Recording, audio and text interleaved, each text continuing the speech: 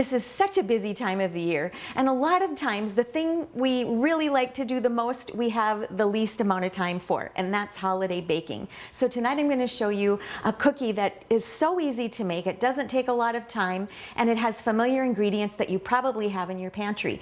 But all put together, it has some really unique flavor. So it's just a cookie made with nut butter. So you might use peanut butter. Today I'm using a maple almond butter, which is going to give it a unique flavor. And instead of wheat flour, I'm going to use rolled oats and make my own flour. So I'm going to start actually by putting half cup of rolled oats.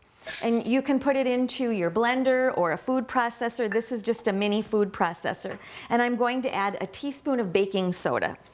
And then I'll just give it a little whirl until it breaks down into a nice powder.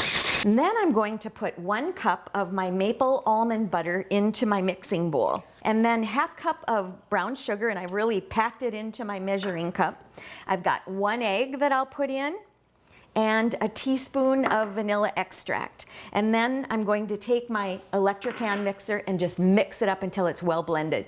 Then I'm just going to add my rolled oats and the baking soda. And I'm going to add it gradually. And lastly, I'm going to add some chocolate morsels. And these are gluten-free morsels. So if you want your cookies to be gluten-free, be real careful. Check the bag, make sure that it's gluten-free. And just mix those in with a spoon. Now you can see the texture of this cookie dough is not typical.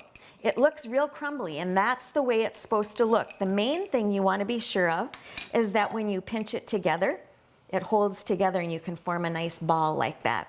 So just put it on your sheet, give it a little bit of a flatten with your hand, and then I like to sprinkle them with a little coarse sea salt, and that gives them a little sparkle after they've baked. After they've been in the oven for 8 to 10 minutes, let them cool on the baking sheet for just a couple minutes, and then transfer them to a wire rack to finish cooling, and you will have beautiful and delicious and easy to make holiday cookies.